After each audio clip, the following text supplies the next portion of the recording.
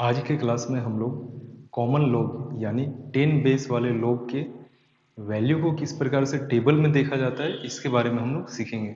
लेकिन उससे पहले जनरल हम लोग बेसिक समझते हैं लॉग है क्या और ये आया कैसे। टॉपिक है लॉगरिदम।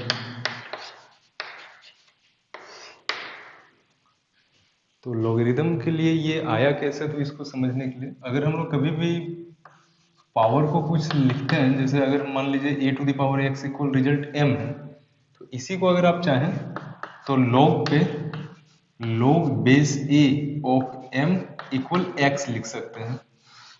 फिर से अगर आप जानते हैं 2 टू द पावर 4 इक्वल 16 होता है, तो इसी को अगर आपको log पे एक्सप्रेस करना है तो आप इसे लिख सकते हैं log base 2 of 16 equal result 4। तो किसी भी एक्सपोनेंशियल फॉर्म को आप क्या कर सकते हैं, लॉग पे भी एक्सप्रेस कर सकते हैं। और ये एक मेरा नया फंक्शन हो गया जिसे हम लोग लॉग कहेंगे। लॉग यूजुअली हमारे सारे कैलकुलेशंस पे आता है, जहाँ पे कभी भी कॉम्प्लेक्स मल्टीप्लिकेशन या डिवीजन करना हो तो, या फिर काफ़ी कॉम्प्लेक्स पावर वगैरह है, तो वहाँ हमें लॉग थोड़ी सी सुविधा करता है जिससे कि हम लोग कैलकुलेशन आसानी से कर सकें। जनरली दो प्रकार के लॉग होते हैं। दो प्रकार के लॉग, एक होता है नेचुरल लॉग। नेचुरल लॉग जिसे जनरली एल एन लिख दिया जाता है, और नेचुरल लॉग मतलब जानिए कि लॉग के बेस पे ई है, ई फॉर यूलर्स नंबर, और ई इक्वल होता है 2.718 समथिंग। अगर ये बेस पे जैसे आप पढ़ते हैं e to the power x exponential form वगैरह पे, तो हमें फिर से दिमाग में रखना है नेचुरल लॉग है, यानी कि हम लोग लॉग ही पढ़ रहे हैं। लॉग ना लिखकर अगर एल एन भी लिखा हुआ है तो ये लॉग ही है, जिसके बेस में क्या है, जिसके बेस में ई है। नेक्स्ट और एक होता है common log. Common log generally log ही लिखेंगे, और हमें दिमाग में रखना है कि इसके बेस पे कितना होगा, इसके बेस पे 10 होगा। तो हमें जो टेबल मिलता है, आपने भी देखा होगा लॉग टेबल बुक वगैरह में दिए हुए होते हैं, तो टेबल जो होते हैं वो कॉमन लॉग के होते हैं, यानी कि हम लोग 10 बेस पे ही हम लोग लॉग का वैल्यू बता सकते हैं। अब आप कहोगे कि 2 बेस 3 बेस, तो 2 बेस 3 बेस काफी ज्यादा सिग्निफिकेंट तो है नहीं। अगर ऐसा कुछ है तो हम लोग कोई फॉर्मूला पढ़ लेंगे जिससे हम लोग कॉमन लॉग या फिर नेचुरल लॉग पे इसे कन्वर्ट कर सकते हैं। सबसे पहला लॉग है क्या, तो किसी भी एक्सपोनेंशियल फॉर्म को ही एक्सप्रेस करने का तरीका लॉग है। दो टाइप के लॉग जो सबसे ज्यादा रिकॉग्नाइज हैं, एक है नेचुरल लॉग जिसमें बेस ई है, और एक दूसरा होता है कॉमन लॉग जिसमें बेस आपका क्या होता है, 10 होता है।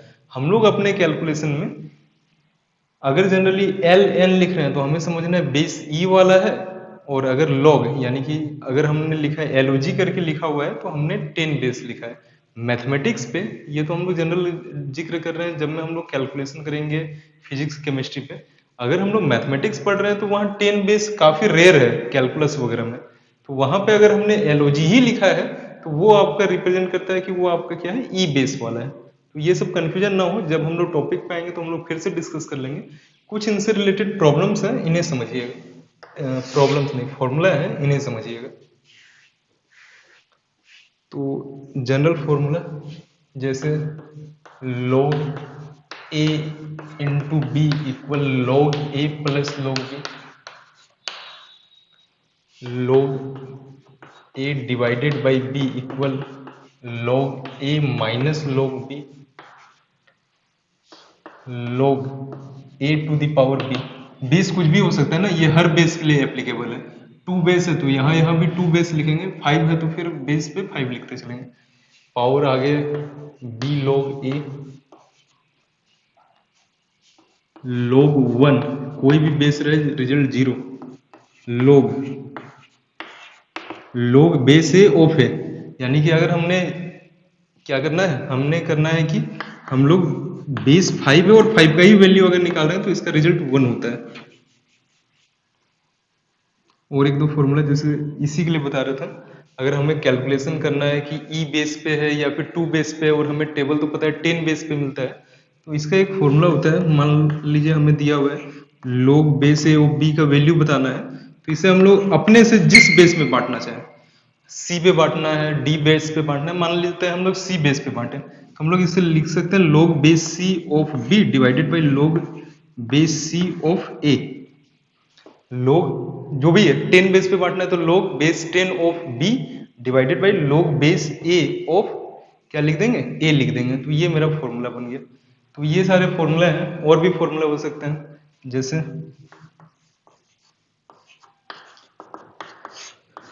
log बी ए समथिंग, इसको भी आप इसी से समझ सकते हैं। अगर हमने b बेस पे बांटा तो ऊपर पे क्या लिखते हैं, ऊपर पे हम लोग log b लिखते हैं, log base b of b, और उसका रिजल्ट क्या हो जाता है 1 इसके अकॉर्डिंग। तो अभी में हमने जो समझना है, देखिए log अगर प्रोडक्ट पे है, जैसे ये आपको हो सकता है काम भी है, जैसे हमें log 2 का समथिंग वैल्यू दिया हुआ है, log 3 का समथिंग वैल्यू दिया हुआ है, और अगर हमें log 6 का वैल्यू पूछे, अगर हमें सीधे log 6 का वैल्यू ना दिया हुआ हो तो log 6 को हम लोग लिख तो सकते हैं log 2 इंटू 3, और फॉर्मूला से हम लोग जानते हैं, इसे हम लोग तो log 2 प्लस log 3 लिख सकते हैं। यानी कि जो log 2 का वैल्यू, जो log 3 का वैल्यू, उन्हें अगर ऐड कर दें तो यही मेरा log 6 बन जाएगा। तो फॉर्मूला है log प्रोडक्ट गुना में अगर है तो उसे प्लस पे अलग अलग कर देता है, अगर ये फ्रैक्शन पे है तो ये इसे माइनस पे अलग करेगा। कोई चीज अगर पावर है तो इसे आगे प्रोडक्ट पे ला सकते हैं। log 1 का वैल्यू 0 होता है, log base a of a, यानी बेस पे जिस जो है उसी का अगर आप वैल्यू बता रहे हैं तो ये आपका रिजल्ट 1 होता है। यानी कि आप कह सकते हैं, अभी में तो हम लोग कॉमन लॉग पढ़ेंगे, कॉमन लॉग यानी बेस 10 होगा, यानी log 10 का वैल्यू 1 होता है, log 10 1।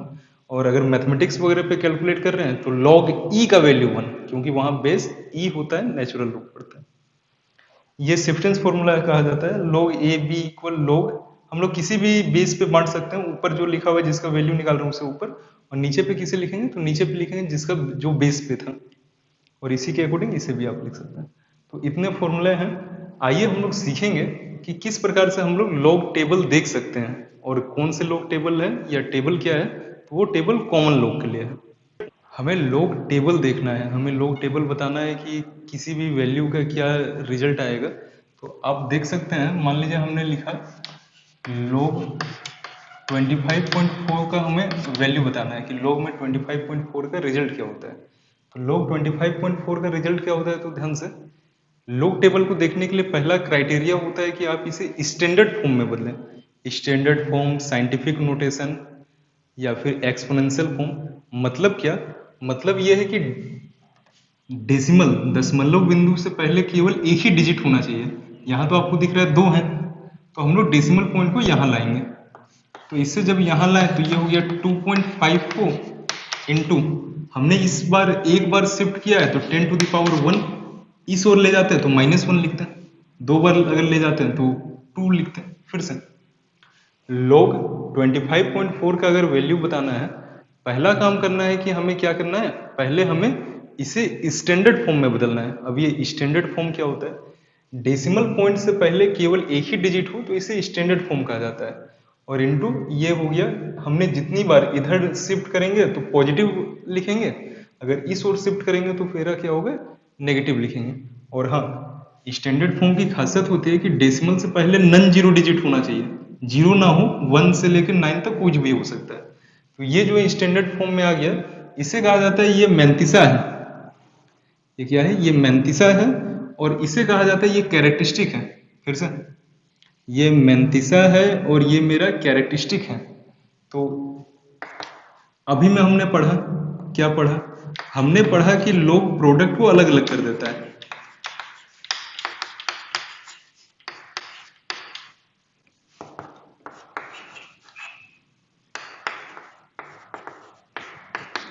लोग अपने पावर को आगे लिखता है, मुझे पता है 1 तो कोई मतलब नहीं है, तो चलिए हम लोग ऐसे ही याद कर लेते हैं। log 10 का वैल्यू अभी में हमने कहा था कि 1 होता है, क्योंकि हम लोग टेबल किसके लिए देख रहे हैं, हमारा जो बेस है वो बेस 10 है ना।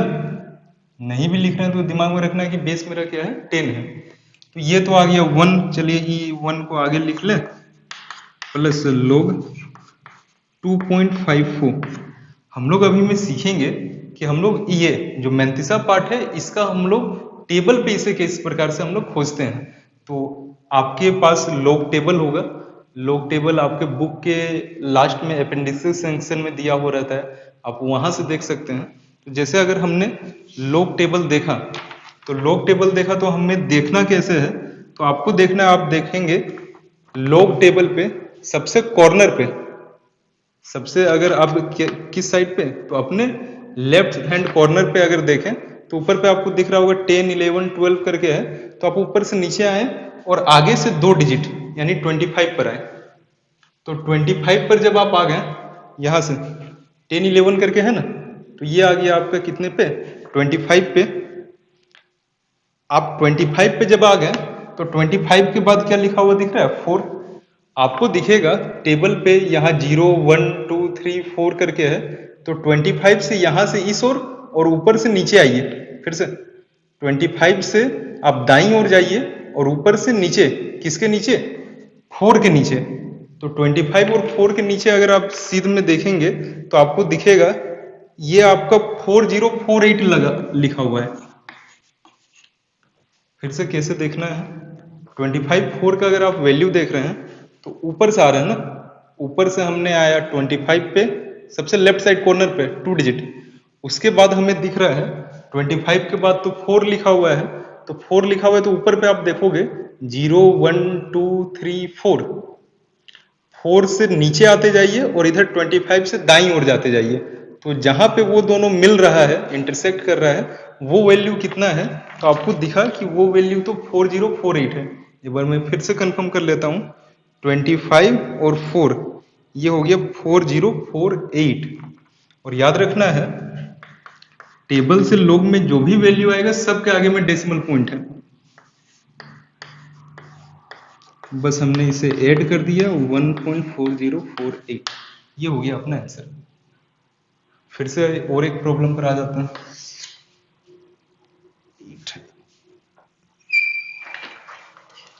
सेकंड मान लेते हैं, ले लिया हमने लॉग 0.00473। हमें इसका वैल्यू बताना है। तो हमें इसका वैल्यू बताना है तो पहला काम तो हमेशा स्टैंडर्ड फॉर्म में कन्वर्ट करना है। स्टैंडर्ड फॉर्म में कन्वर्ट करना है तो डेसिमल पॉइंट से पहले नन जीरो होना चाहिए, अशून्य अंक। तो यहाँ तो 0 है, तो हमें डेसिमल पॉइंट को यहाँ लाना होगा, 1, 2, 3 करना होगा, तब जाके आप कहोगे कि हाँ डेसिमल से पहले तो एक नन जीरो डिजिट है। तो हमने इसे लाया 4073 इंटू कितने बार, 3 बार। और अगर हम दाईं ओर गए हैं तो -3। ठीक है, हम लोग चाहें तो ऐसे करके तो इसे बांट ही सकते हैं, एकदम बांट सकते हैं। हमें पता है अलग होगा, ये आपका 10⁻³ होगा, फिर वो -3 आगे आएगा और log 10 का वैल्यू 1 होगा तो -3 आएगा। तो हम लोग सीधे लिख सकते हैं, यानी कि यहाँ जो पावर पे लिखा हुआ है ये हो गया -3 प्लस, और इसे log पे लिखना।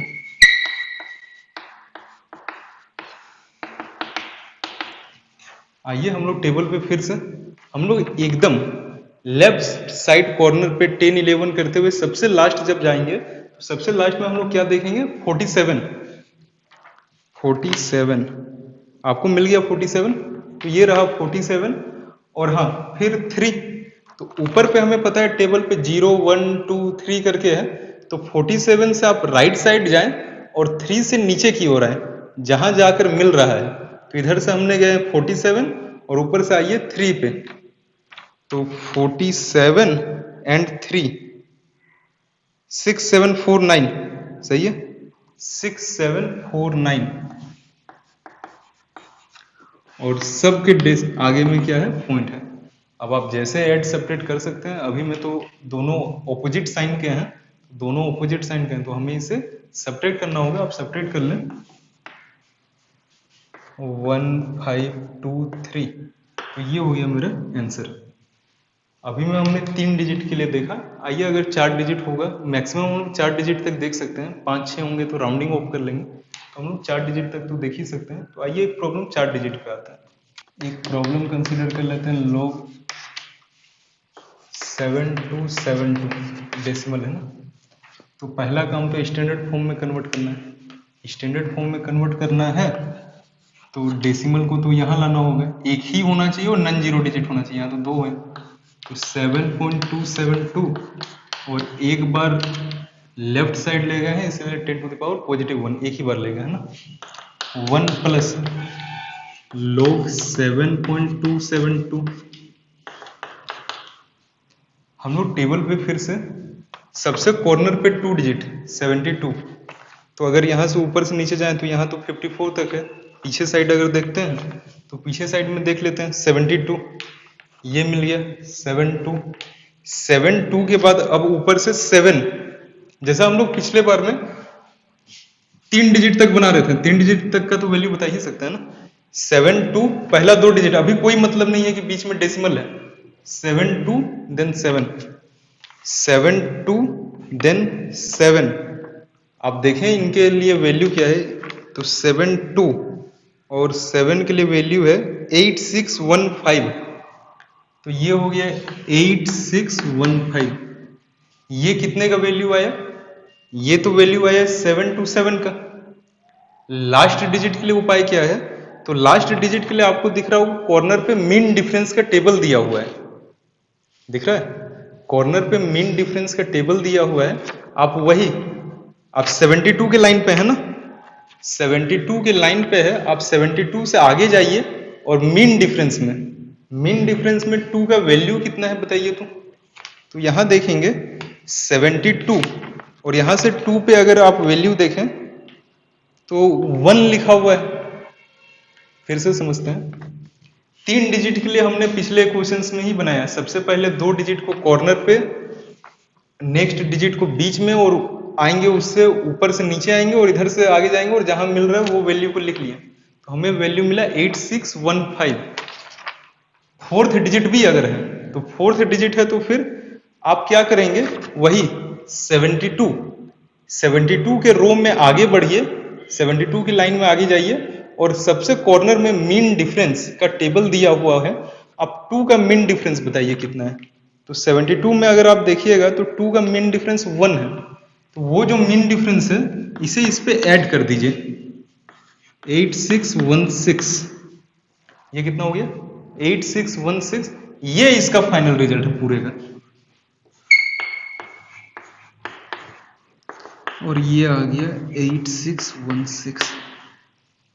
ये आपको समझ में आ रहा है। हम लोगों को जैसा भी दिया हुआ हो 4 डिजिट तक तो बना ही सकते हैं। 5वां अगर डिजिट होता तो हम लोग राउंडिंग ऑफ कर लेते हैं। राउंडिंग ऑफ करना आपको आता है। अगर ग्रेटर देन 5 होगा तो उससे पहले वाले डिजिट में 1 इंक्रीज कर देना है, लेस देन 5 होगा तो हटा देना है, 5 होगा तो आप कंडीशन जानते हैं, अगर उससे आगे वाला इवन होगा तो ऐसे ही हटा देना है, अगर ओड होगा तो 1 इंक्रीज कर देना है। तो उसके बेसिस पे आप इसे लिख सकते हैं। तो ये आ गया, हमने लॉग टेबल देखना सीखा। अगर आप कहोगे मैं और एक बता देता हूँ। जैसे अगर प्रॉब्लम है लॉग 0.0111, चलिए 7 ले लेते हैं। पहला काम स्टैंडर्ड फॉर्म, डेसिमल से पहले 0 नहीं होना चाहिए ना, नन जीरो।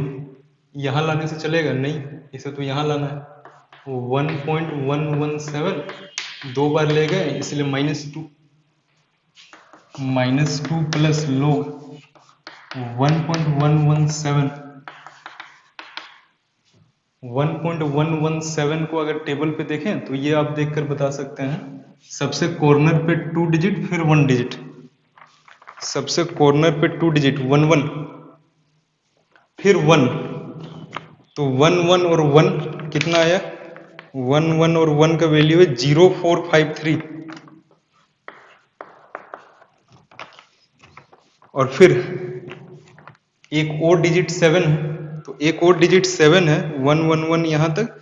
आप यही 11 से एकदम कॉर्नर पे जाइए, मीन डिफरेंस के टेबल पे देखिए 7 का मीन डिफरेंस कितना है 11 के लिए। तो 11 के लिए 7 का मीन डिफरेंस है 26। कितना 26। इस पे हमने ऐड कर दिया 26, तो ये आ गया फाइनल रिजल्ट 0.0479। और फिर वही बात है, ये नेगेटिव ये पॉजिटिव है, ऑपोजिट साइन के हैं, तो दोनों को सब्ट्रैक्ट करना होगा। जो आएगा बड़े वाले का साइन लगता है वो सब आप जानते हैं।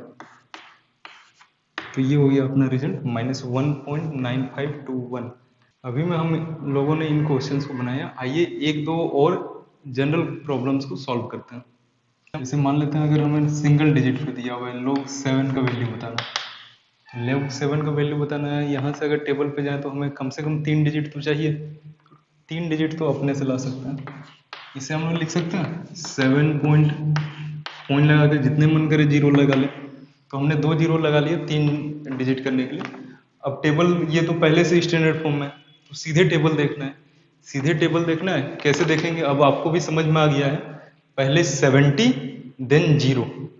तो आप टेबल पे देख लें 70 और 0 का वैल्यू है 8451। 8451 और सब के आगे में पॉइंट है। तो ये हो गया अपना रिजल्ट। 2 डिजिट का भी हो, जैसे अगर log 18 का हम लोग वैल्यू बता रहे हैं, तो आपको पता है डेसिमल कहीं नहीं है तो वो लास्ट पे होता है।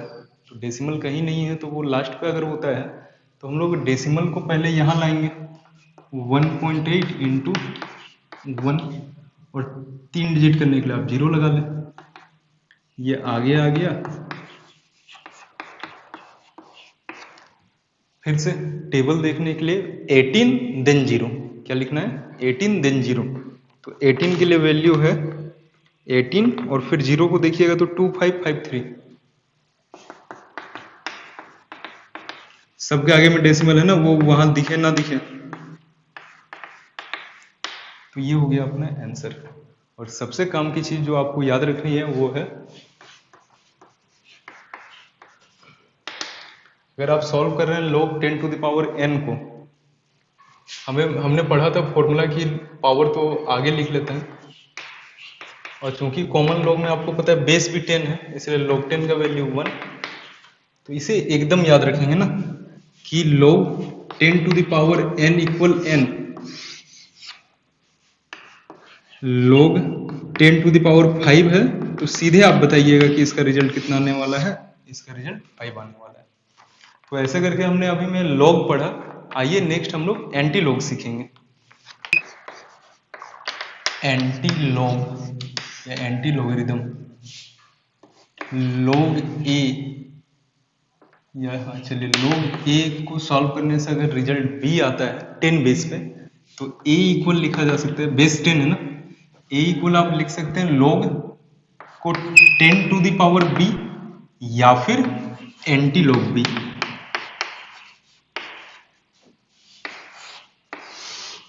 फिर से log अभी में हमने लिखा था 10 टू द पावर 5 इक्वल, या कोई रिजल्ट है मान लीजिए, इतना बड़ा पावर नहीं लेते हैं, मान लेते हैं log 10 to the power 2 equal 100 होता है, सॉरी 2 होता है, क्योंकि पावर तो आगे आता है।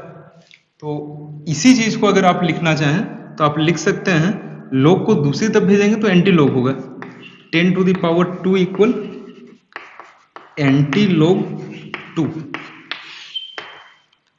फिर से log a इक्वल b है, तो a इक्वल क्या लिखा जा सकता है? a equal 10 to the power b लिखा जा सकता है। अगर नंबर पे है तो आप सॉल्व कर सकते हैं तो कर लें, लेकिन अगर पॉइंट वगैरह में है तो फिर आप एंटी log ऑफ b लिखकर इसे टेबल से सॉल्व करेंगे। और टेबल कैसे देखेंगे इसके बारे में आइए आज हम लोग सीख रहे हैं।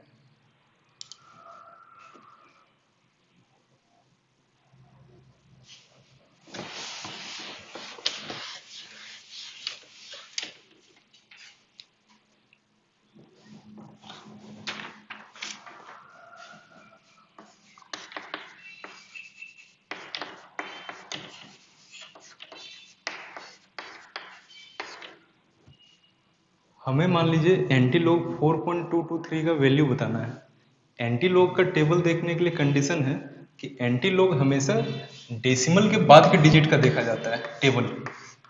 टेबल जो है वो किसके लिए देखेंगे? डेसिमल के बाद वाले को देखेंगे। और जैसे लॉग टेबल देखते थे बस एंटी लॉग टेबल पे देखेंगे। तो लॉग टेबल देखते थे तो वो क्या करते थे, पहले 2 डिजिट कॉर्नर पे और तीसरे डिजिट को बीच में। तो यहाँ पे भी वही कर रहे हैं, 2 डिजिट कॉर्नर पे आपने खोजा 22, ये रहा 22 और उसके बाद डिजिट है 3। 22 3 का वैल्यू क्या है? तो 1671। 1671 आप ध्यान देंगे।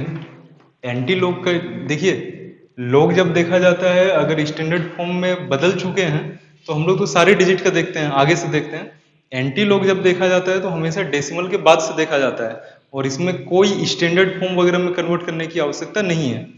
डेसिमल के बाद से जैसे आप लॉग देखते थे वैसे देखा आपने, ये आया अपना रिजल्ट। और लिखने का तरीका स्टैंडर्ड फॉर्म में जैसे लिखते थे, मतलब यहाँ डेसिमल लगाएंगे एक डिजिट पे इंटू 10 टू द पावर यहाँ जो होगा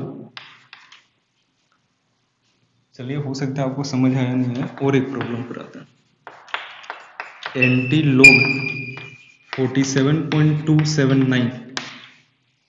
एंटी लॉग में स्टैंडर्ड फॉर्म में बदलना होता है क्या? नहीं, एंटी लॉग के लिए आपको कोई स्टैंडर्ड फॉर्म में नहीं बदलना है।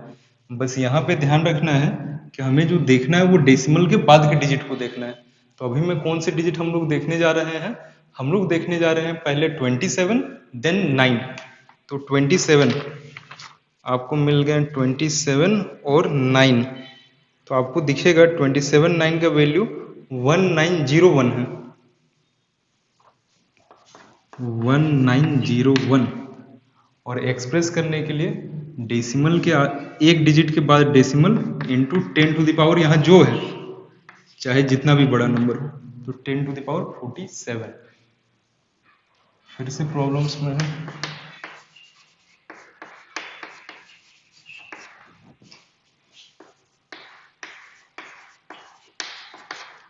डेसिमल के बाद 4 डिजिट तक जरूर हो सकता है, क्योंकि हम लोग 4 डिजिट तक तो जैसे लॉग में देखते थे यहाँ पे भी वही करेंगे। कैसे? 44 को सबसे कॉर्नर पे बीच से 8 और मेन डिफरेंस वाले टेबल पे हम लोग 7 को देखेंगे। आइए फिर से इसे देखा जाए। 44 तो 44 देन 8, 448 का वैल्यू क्या मिला? 2805।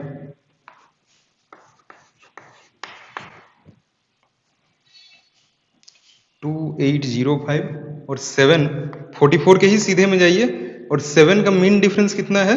तो आपको दिखेगा 7 का मीन डिफरेंस 4 है। 7 का मीन डिफरेंस 4, तो ये हो गया 2809। 2809। फिर से देखिए लिखने का तरीका, decimal into 10 to the power 3। तो ऐसे करके आप एंटी लॉग लिख सकते हैं। एंटी लॉग तो लिख ही सकते हैं ऐसे करके। हमें बस इतना समझना है, या फिर हम लोग नेक्स्ट टॉपिक पे जो लिख रहे हैं कि अगर नेगेटिव वैल्यू दिया हुआ हो तो उसके लिए हम लोग क्या करते हैं। एंटी लॉग ऑफ -4.227 या समथिंग का हम लोग वैल्यू बता रहे हैं। तो अगर हमें इसका वैल्यू बताना है, हम लोग इसे लिखने जाएं तो हम लोग सेपरेट करके अगर लिखें, पहला प्रश्न आपके दिमाग में सीधे टेबल देखने जाएं क्या? तो नहीं, आप सीधे टेबल नहीं देखने जा सकते हैं। आप बोलोगे कि 227 को तो देख ही सकते हैं। तो अभी 227 की स्थिति ऐसी है, ये -4 -0.227 है ना, तभी जाके ना सेम साइन होगा तो ऐड होगा। तो ये ऐसा है। और आप जानते हैं जब लॉग टेबल रिजल्ट देता था, लॉग टेबल रिजल्ट तो कभी भी माइनस में नहीं देता था। वो तो आगे का अगर पावर कुछ होता था तो उससे ऐड सेपरेट होकर वो माइनस बनता था। तो लॉग से जब रिजल्ट टेबल से माइनस पे नहीं आता है, तो फिर माइनस वाले को हम लोग एंटी लॉग टेबल पे देख भी नहीं सकते हैं। तो हमें पहला काम करना है कि डेसिमल के बाद वाले सबको हमें पॉजिटिव में बदलना है, तभी जाकर हम लोग टेबल देख पाएंगे।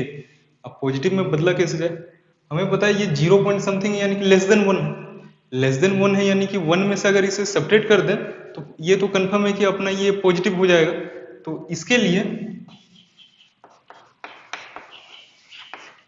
हम लोग एक सब्ट्रैक्ट भी कर रहे हैं, 1 ऐड भी कर रहे हैं। और ये कर क्यों रहे हैं? तो इसका कारण बस इस कारण से, ये तो जो है -5 हो गया। ये जब 1 में सब्ट्रैक्ट होता है 3 7 7, तो आपको पता है अब तो ये पॉजिटिव बन गया।